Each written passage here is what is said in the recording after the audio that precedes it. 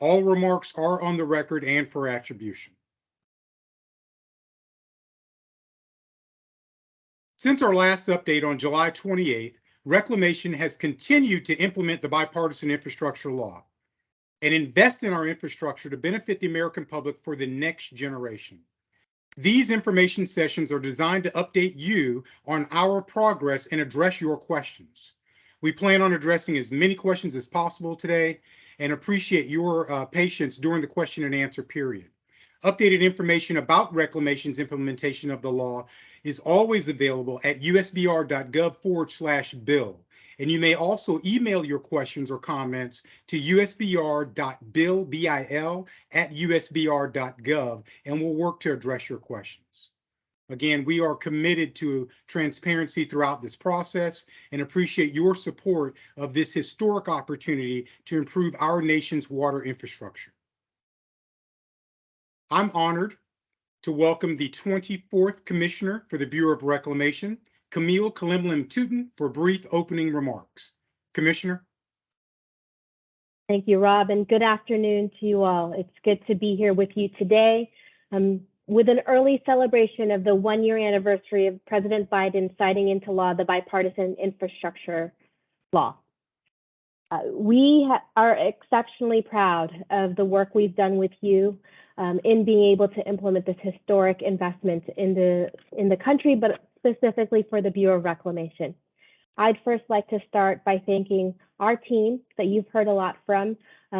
We call them the PMIT team, Project Management Implementation Team, led by Beth Hughes-Brown and Matt Mossieri, who you'll be hearing from later today.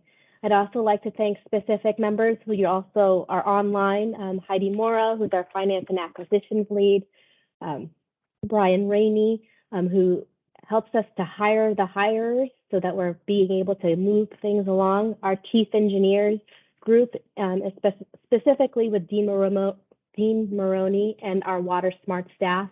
Fun fact, our Water Smart team was able to, with the help of Heidi's team, push out twice as many Water Smart grant applications as we have in the past. And so we've made significant progress in the last year. We've allocated $1.3 billion of the $8.3 already. And if you put that in context for us, as a $1.5 billion annual appropriations agency, we've been able to put out the work, double our budget in that time. And I just want to highlight a few of those that we've done. $309 million for water recycling. Of that, specifically $267 million in California. That's enough water in California for 167,000 homes. We've also been able to invest in the largest dam safety project in the history of our organization, $100 million for the BS Fisk Reservoir for seismic work, but also to help shore up the south of Delta storage that we have for the very important Central Valley project. We were also able to fund significant amount of money for rural water, $420 million. And last week I had the opportunity to meet with the Assiniboine and Sioux Dry Prairie Authority, the rural water authority that's running that. And they brought a picture of a bathtub filled with water before the rural water project was constructed to now the water, the clean water that this mom is using to bathe her two kids under 2. And it's a significant difference of quality. And then last week, I had the opportunity to be in my home state of Nevada to celebrate the groundbreaking in our investments of aging infrastructure for the Truckee Canal. And in total, we spent $240 million in the last year with a focus of aging infrastructure. But that's what we've done. And there's so much more to do. And we're very excited about the work that we'll be able to do with you for the remainder of this year, but really into next year. And so that is what our team will be talking about today as we walk through our updates for you, and certainly value your partnership. On a final note, tomorrow is Veterans Day. A third of the Bureau of Reclamation's workforce are veterans. So 1 in 3 of the 6,000 people that work for Reclamation And that speaks very much to the ethos of who we are. The people who have served their country choose to continue to serve their country to help meet the mission of delivering water and producing power in the American West. We're exceptionally proud of that. So happy Veterans Day to our REC vets, but also happy Veterans Day to all of you who have served our country. So thank you very much for the opportunity to be here with you today on the 1-year anniversary of the Bipartisan Infrastructure Law. I look forward to the work that we're doing next year. Thank you. Thank you, Commissioner Tootin. Thank you so much. At this time, I am privileged to introduce Reclamation's Assistant Director for Program and Budget, Beth Hughes Brown, and our Assistant Deputy Commissioner for Operations, Matt Massieri. They'll lead us through today's updates. Thank you. Thanks, Rob, and thanks, Commissioner Tootin, and thanks everyone for joining us today. I appreciate those opening remarks and appreciate all of you making time to walk through our presentation. We've got a few slides, and we will also hand off a couple of those slides to our subject matter experts that are on the phone with us today. Before I introduce them, I want to ask Beth to turn on your camera one more time and just say hello. Some of the slides are going to be toggled over to Beth, and there's Beth. Want to make any opening comments before we get rolling through the slide deck, Beth? I do not, except for thank you so much, all of you, for joining us, and thank you so much for your contributions to our successful execution of this important mission. Thank you. Thanks, Beth. So we've got about a dozen slides that we'll go through that cover basically the breadth of our BIL implementation since last we talked in July. And we also have some overview of the overall program. Before I go into those slides, I want to ask Dean Maroney, Brian Rainey, and Heidi Morrow to come on camera and just give a quick self-introduction. They will also cover the slides as we move through. But Dean, Brian, and Heidi, you want to say hello? Yeah, hi, I'll start. I'm Dean Maroney. I'm the manager of the Water Resources and Planning Office for Reclamation, and I'm in Denver.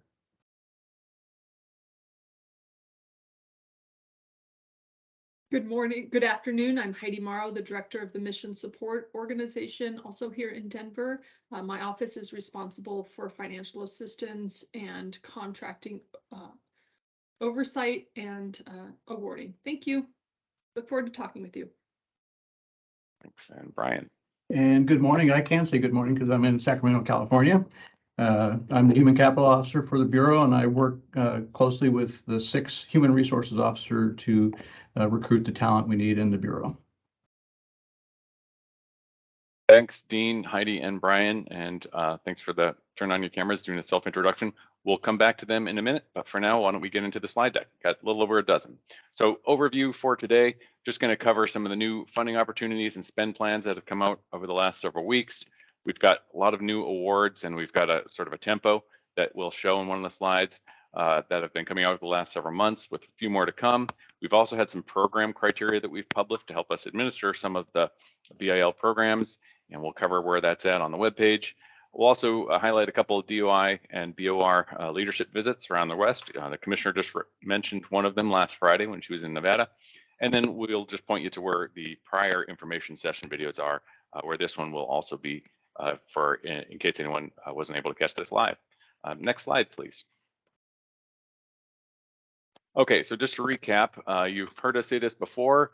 Reclamation was appropriated $8.3 billion over 5 years to administer the BIL program. That works out to 1.66. That's apportioned out 1.66 billion per year, and it's spread across about a dozen program areas. And on the left-hand side, in this PowerPoint, which will be on the website, lists those program areas, what the BIL sections are, the dollar amounts, and the recipient types and the awarding processes that we're following. Pretty self-explanatory. A lot of these interactions that you'll have with these programs are through the funding opportunities or NOFOs, Notice of Funding Opportunities, that are competitive. In some cases, though, contracting for actual federal contractors is the way that we administer some of these funds, such as through the safety dams. So that's just a general overview, and then we can move into the next slide. So the implementation backdrop that we're implementing BIL against, as all of you know, especially those of you who work with districts out in the West, drought persists across much of the West, especially in places there in the central southern Great Plains in California, in the Klamath Basin. It is been going for several years now, going into the fourth year of drought in some places, and it very much informs our operations day to day, and it also very much informs our prioritization of BIL projects. So we're about a month into the FY23 fiscal year and about a month into the water year as well. We are pursuing in our BIL implementation these strategic objectives of resilience for our systems, equity, modernizing our infrastructure, and getting more reliable water supplies. These help us to align the funding with where the need is in our service area in the 17 Western states. Stakeholder participation is critical in order to make BIL a success. So much of what we are allocating funding to is reliant on you out west proposing projects, applying for funding opportunities, in some cases cost sharing these projects. It's very much a crowdsourced endeavor. So thank you for staying with us on BIL implementation. Thank you for helping supply so many of the project proposals that we're able to fund with the resources that Congress has appropriated. I'm going to hand off in a minute to Beth Hughes Brown, but take a mental picture of the drought map right now, because on the next slide, Beth is going to kind of reconcile that map with where our BIL awards to date have gone geographically. So with that, I'll hand off to Beth Hughes Brown. Hi there. Hi again, everybody. So as this picture is now seared into your collective minds, go to the next slide, please. If you'll notice that the dot patterns that you're looking at here closely resemble where the drought is. Of course, that's our intention. We want to get the money where it is most needed. That's the intention of the Western Water whole segment of the BIL. So this is the breakdown of where this money has gone. 60 projects, 60 grants that are water smart grants for a total of $362 million. They have their own bubble color. If you can see it, it's kind of tiny, but these slides will be online afterwards, so you'll be able to take a look at that. Each of them have their own bubble color, and you can see where they're allocated across the western half of the country. 6 water storage and conveyance projects announced for a total of $210 million.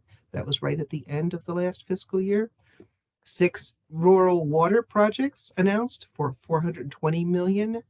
Dam safety was allocated $100 million, and that was for the largest modification that we've ever done for that particular project. And Colorado River Endangered Species Program awards, we already did. We're working on, as a matter of fact, we just announced, I believe it was this week, $20 million, which is the first of our FY23 money to go out the door. And we did $8.5 million last year. So that's rolling right along. That's the beginning of FY23 allocations. Next slide, please. And what you're looking at here is the rest of them. And this is largely aging infrastructure. Now, aging infrastructure is one way of referring to it. The other one is XM, or extraordinary maintenance. We had 46 projects for this brand new program that were announced at the May 9th, I believe it was, of this year, for a total of $242 million. And we've just opened the application period, which is open now through December 1st. If you are interested in that, please contact the area office that's nearest you and make sure you don't miss that deadline. We're planning to allocate a total of $649 million in this fiscal year. That's an awful lot of money. So far, it sounds like a very successful program. It was very complicated, but we think we had a great crop of applications and very successful projects that were announced last year, and we hope for the same thing this year. Next slide, please.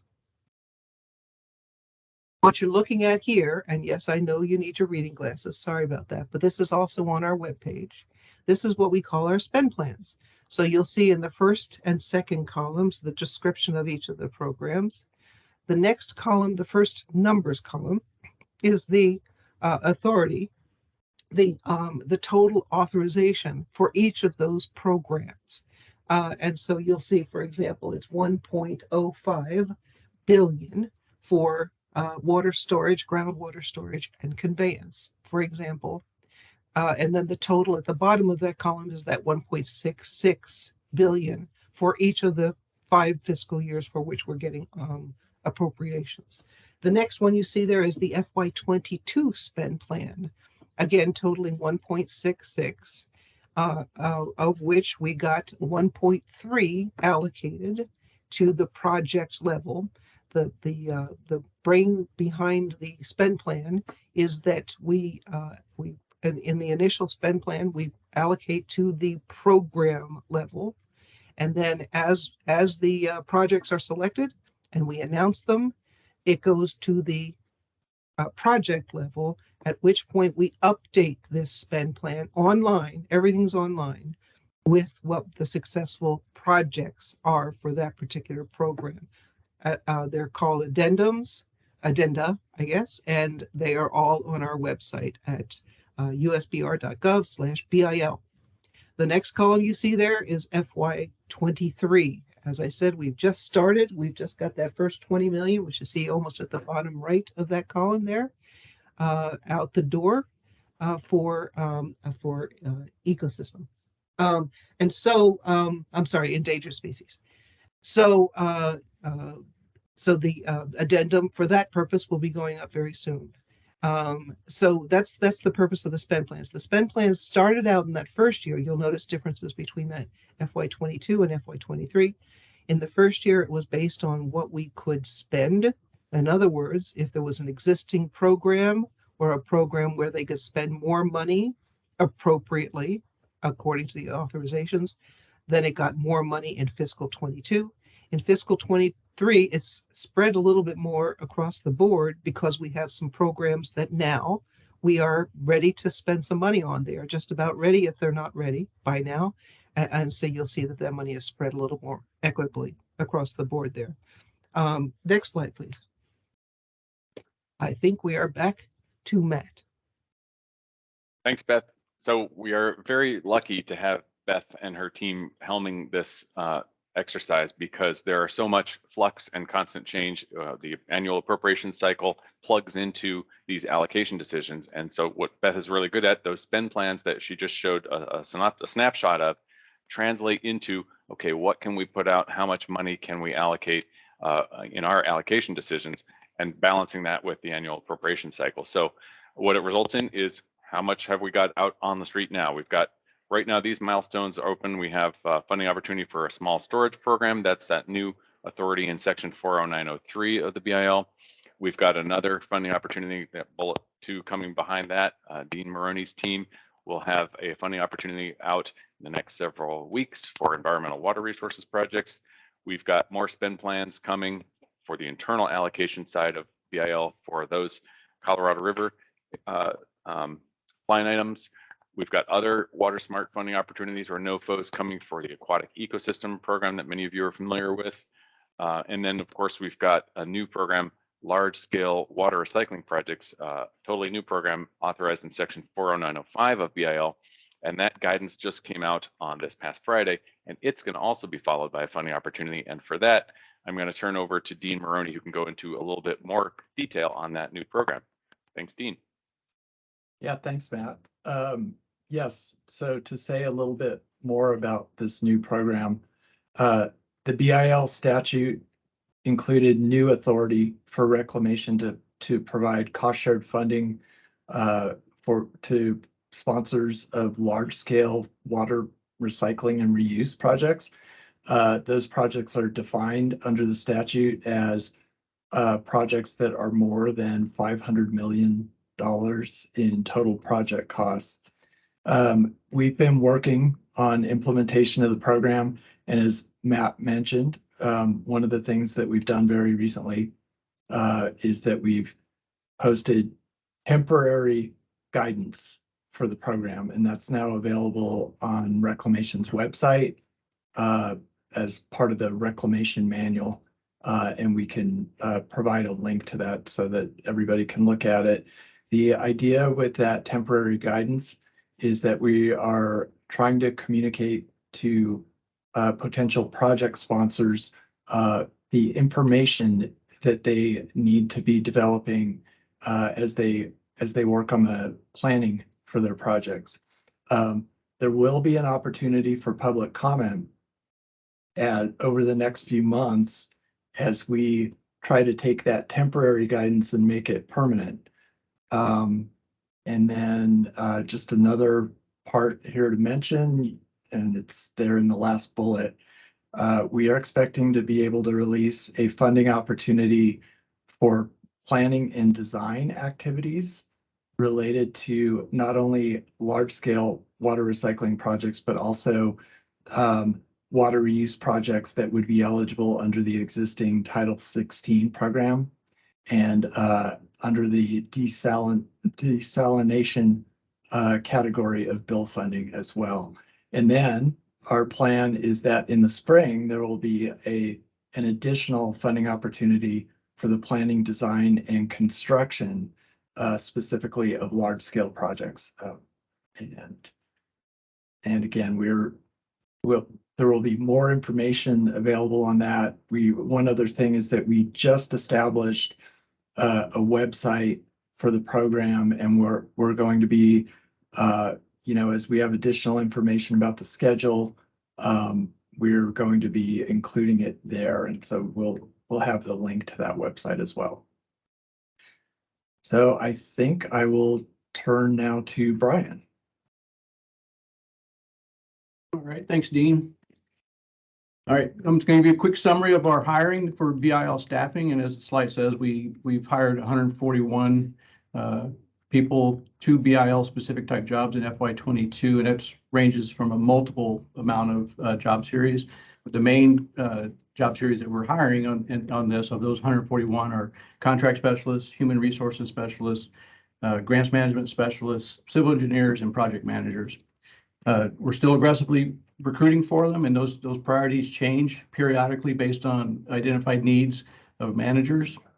We are predominantly putting all the job opportunity announcements on usajobs.gov, and we're tagging them as BIL jobs. So what happens when we tag them is the USA Jobs website filters them into when somebody goes to the USA Jobs website, the first thing they see are BIL jobs, so you can click on that. So it highlights those positions as priorities to get hired. If you go to that now, you'll see 184 positions are announced for BIL, and of those 184, 42 of them are Department of Interior or Reclamation jobs. So that's pretty much my summary, and pending any questions later on, I'll turn this over to Heidi.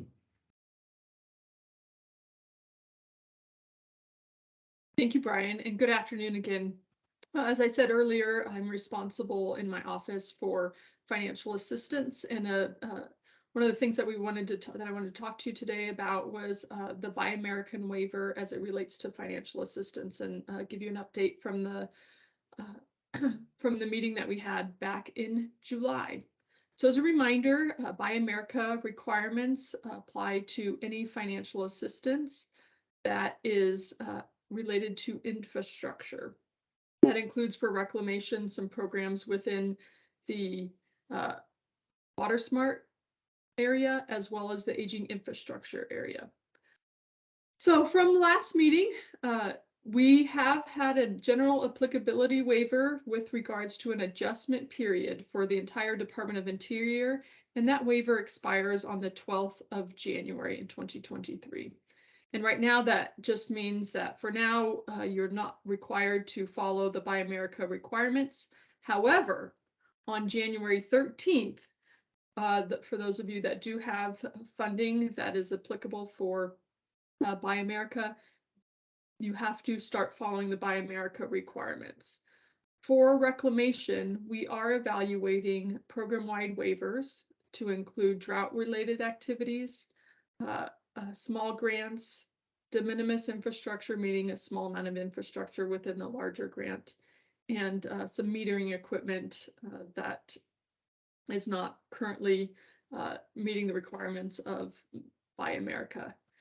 If you are interested or do not feel like you are able to meet the requirements of the Buy America,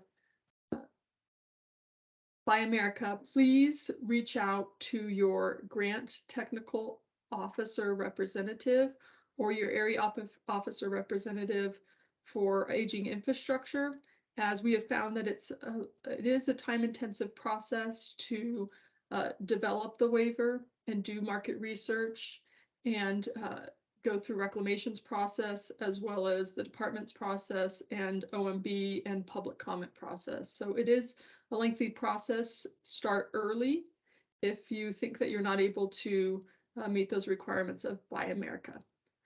Thank you, and I'll turn it back over to Matt for the next slides. Thanks, Heidi, Dean, and Brian. So we're coming up on the end of the slide deck here. Just to give you some additional context from where we started with that drought as a backdrop.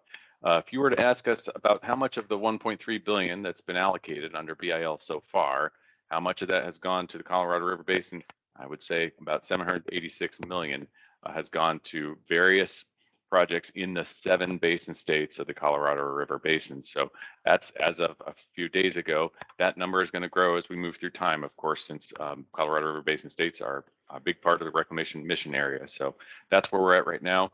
Separate from BIL funding and somewhat beyond the scope of this presentation, as an FYI, a lower Colorado River specific funding opportunity was published a couple weeks ago using funding and authority from the Inflation Reduction Act. Some of you may have seen that. We will put a link in the chat. There it is. Thank you, Chelsea, to that funding opportunity and the associated announcement. That's beyond the scope of this presentation, but since we've been talking about drought and the Colorado River Basin, we did not want to leave reference to that out of this conversation today. So basically, a lot more BIL funding for the drought conservation or drought contingency plan projects still to be allocated, a lot more funding to be allocated within the 7 Colorado River Basin states, as well as the rest of the 17 Western states where we operate. But that's basically status of where we are at now. I'm going to hand off to the next slide to Beth Hughes Brown again. Hi there again. So we try very hard to make transparency a cornerstone of what it is we do here, spending this money. It is the taxpayer money, and there's a lot of interest in it, clearly and obviously. So what you see here is an excerpt from our webpage that's at usbr.gov/BIL that provides the announcements as funding goes out the door, as funding is allocated to the project level, and some information about that. It's very good information. We will get to your question in just a minute, madam. It's very good information, and it's as you can see, looking down the column that specifies the dates, there's a lot of it, and it's rolling out on a fairly regular basis. A lot of the things that we are announcing use the same human resources and so on. So in other words, there's an awful lot of grants, for example, and they use the same cadre of highly skilled grants specialists, for example. So sometimes we have to stagger them time-wise. That's one of the factors that leads to that. But you'll see there's a lot going out, and it's going out on a regular basis. A lot of information. Please, if you're not already following that page, please do, because that's where you're going to get the hot off the presses information as it comes out the door. And speaking of transparency, we would love to have your feedback now or at a future time as to how these meetings are, these stakeholder briefings, we call them, are landing with you, whether we have the right information, too much of it, not enough of it, you'd like more of this or less of that. You certainly could put it in the chat here or add a comment by raising your hand. I'm not going to get in front of what Public Affairs is going to be doing, and Rob Manning will be doing in the future here very soon. But we'd love to have your feedback about that. And speaking of Public Affairs, everything you see on this page, they have had a strong and skilled hand in presenting and creating, and they are our arm that leads to transparency. So thank you very much to that whole crew. Back to you, Matt.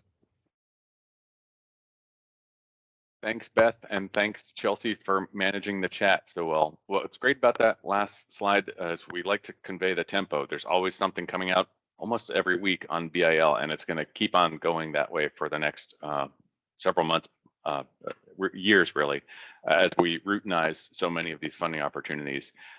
Because BIL is happening now. It's not a matter of when the BIL funding arrives. It's arriving now. It's getting allocated, and it's being obligated through financial assistance agreements with many of you. So thank you for participating in the program to make it a success. It consists of funding opportunities, internal formulation decisions that we're making for projects like dam safety. It consists of these application periods for aging infrastructure, extraordinary maintenance. It consists of these spend plans, and all of which translates into us getting funding allocated, obligated, and expended out on the ground.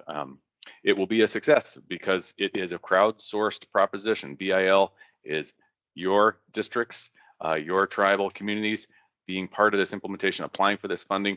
It is crowdsourcing at its best, and thank you for participating in BIL implementation to help meet the congressional and statutory intent of this legislation, these appropriations. So appreciate the collaboration.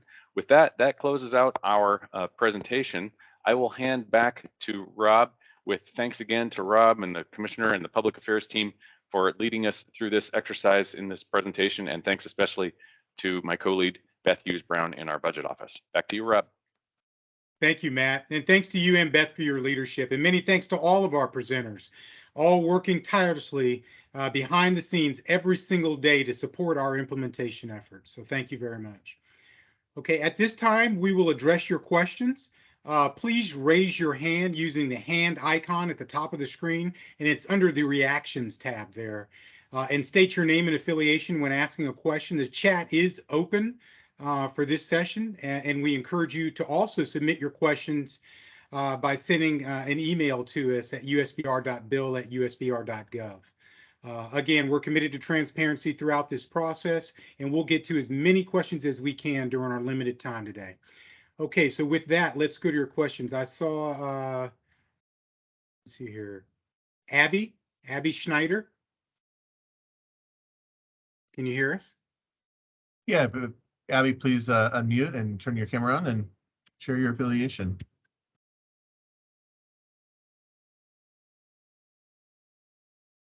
All right. Hopefully at least now it's unmuted. Can you hear me? We got you, Abby, loud and clear. Thank you so much. All right. I'm not going to jinx that and mess with No, we got you right. clear. Please proceed. Thank you. This is Abby Schneider with the Metropolitan Water District of Southern California.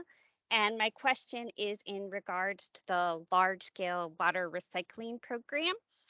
And I'm wondering, I saw you said we should anticipate a NOFO for that program starting in December.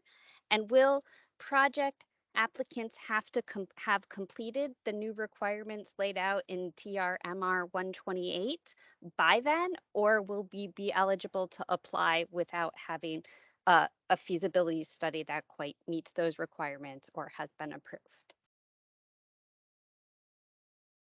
Yes, this is Dean. I can answer this. So the funding opportunity that will be available in December will be open to any eligible project sponsors.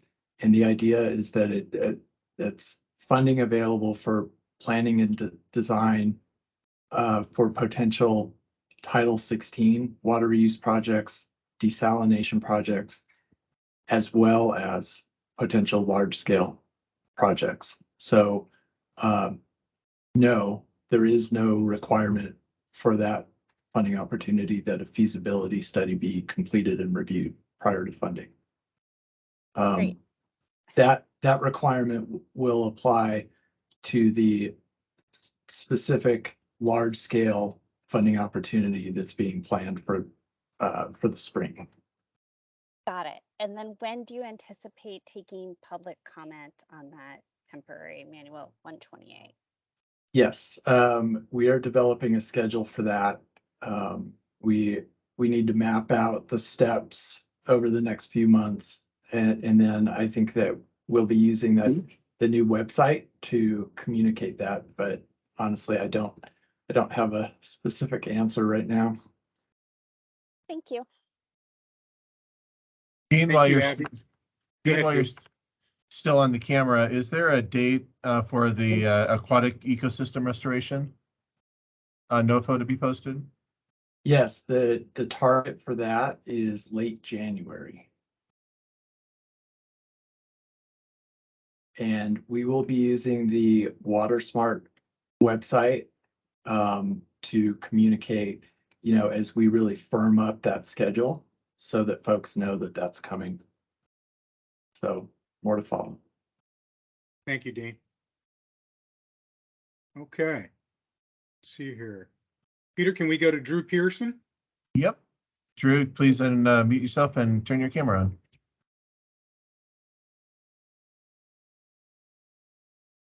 Can you hear us, Drew? Yeah, yep. Fantastic. We have you loud and clear. Please proceed. Yeah, I'm Drew Pearson with WWC Engineering. We're an engineering consulting firm for several reclamation irrigation projects in Montana.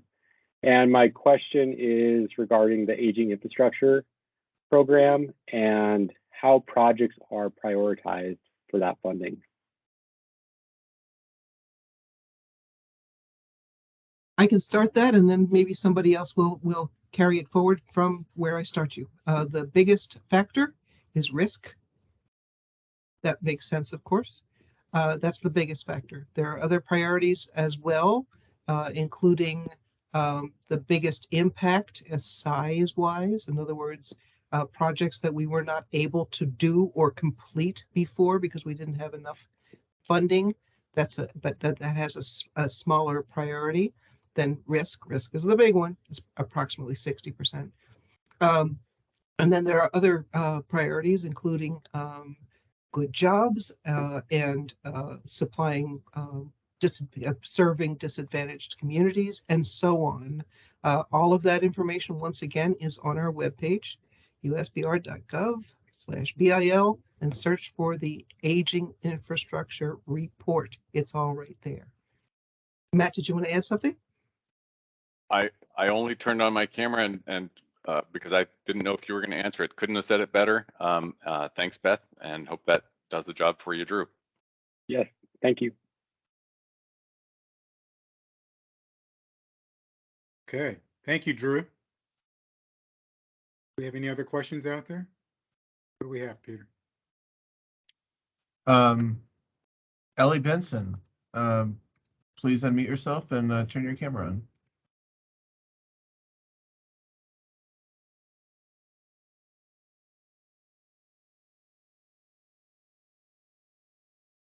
Elle?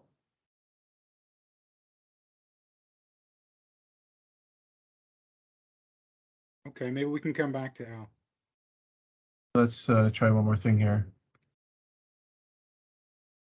How does that, Elle? Can you enable your camera? There and you go. There you go. Can you hear us?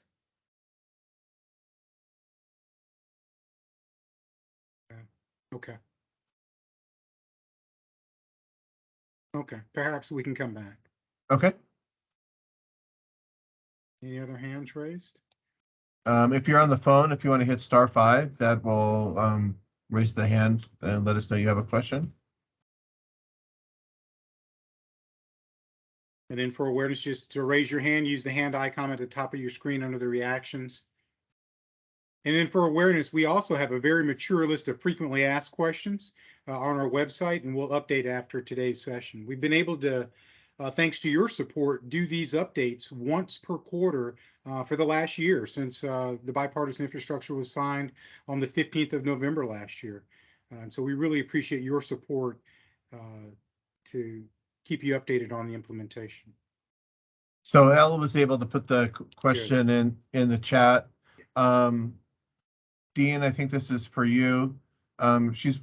They're wanting to know the criteria guidance on the new BIL ecosystem restoration programs, aquatic restoration and protection program, and the multi-benefit watershed health program, when that criteria guidance will be available. Yes, so our plan is to release a funding opportunity for the aquatic ecosystem program. As we were talking about in January. And so to go ahead and get that moving, and then provide an opportunity for public comment concurrent with that. It's an approach that we've taken in the past for some new programs, and so that's the plan there. Multi-benefit watershed health program is being implemented as part of the environmental water resources projects funding opportunity that is targeted for, as Matt said, just a few weeks from now. We're hoping for December, and we're planning to take a similar approach there, where an opportunity for comment would come once the funding opportunity is out. Okay, and then just can you clarify the NOFO that'll be coming out for Title 16 desal and large scale, that it'll be let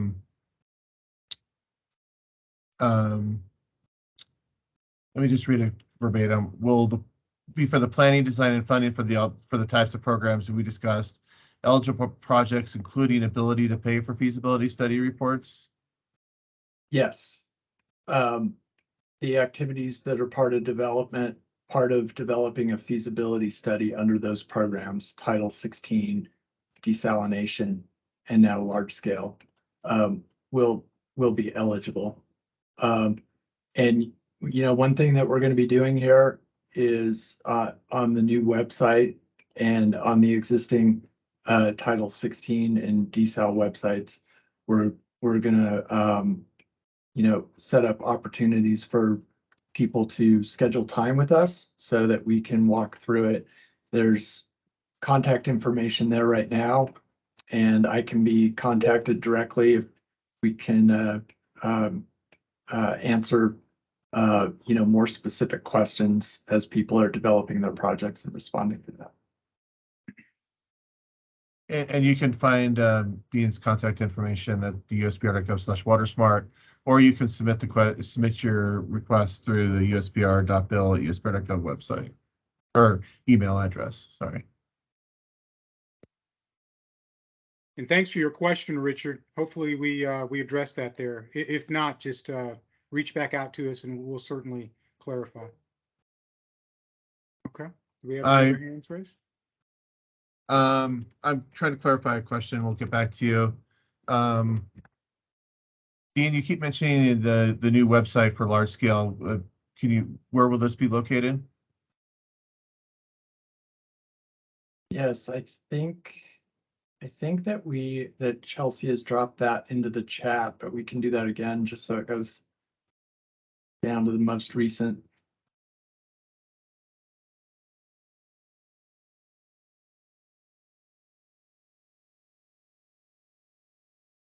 Dean, that's the overall website. Is there a specific one for the new purpose?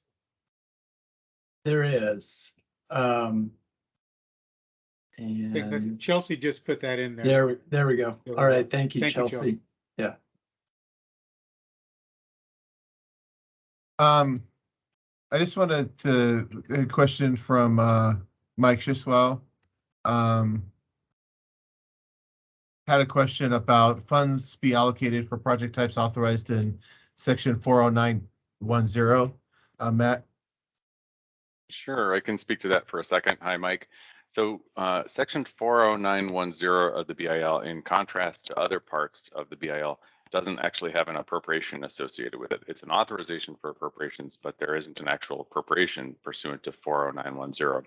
Having said that, we don't have implementation plans for that section right now as we await appropriations, and Beth can speak if there's new information coming with the 23 appropriation cycle, can speak to that. But right now, you haven't seen a spend plan for it because we haven't gotten appropriations. Having said that, 40910 references projects like groundwater recharge, aquifer storage, and water source substitution projects. So strictly speaking, in answer to your question, yes, we are able to fund those kinds of projects, but we won't be doing it, at least so far, through under the authority of section 40910, given the status of appropriations. Beth, do you have anything to add or subtract different from that, given where we're at in the 23 appropriation cycle? Nope, you said it exactly correctly. We are aware of and making taking the steps that we can to remedy that, but it is not. It certainly was not anything appropriate in the BIL. Matt, you nailed it. Thank you.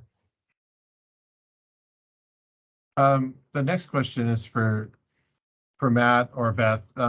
They could not find any specific info on the aging infrastructure funding opportunity with the December 1st deadline. Do you have more information on that? Sure.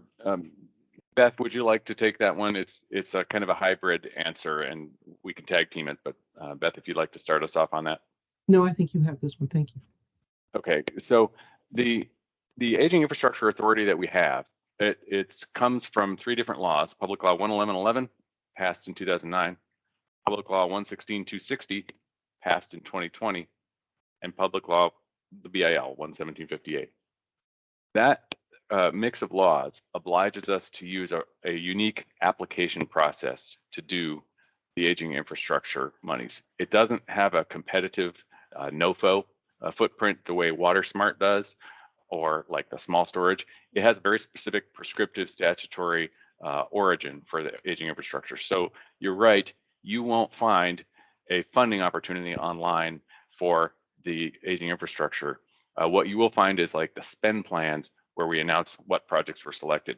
How did we select those projects?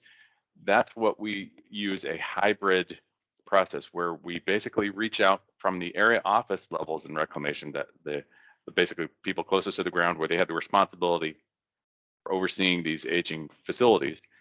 They reach out to operating partners, transferred works operators, irrigation districts, or project beneficiaries.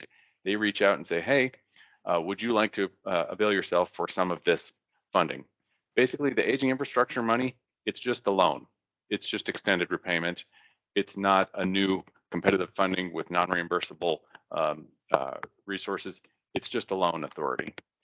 So to the extent that districts want to avail themselves of it, they work with us and they arrange for extended repayment of these operations and maintenance, extraordinary maintenance obligations. So you're right, there isn't an application period online. It's basically something we're doing at the retail level, reaching out directly from reclamation staff that own or are responsible for the infrastructure, reaching out to the districts who benefit from the use of that infrastructure. It's kind of labor intensive and it's a little bit clunky, but it is consistent with our statutory directive, and it works pretty well given that we have a really robust relationships between our area offices and our irrigation and municipal district project beneficiaries.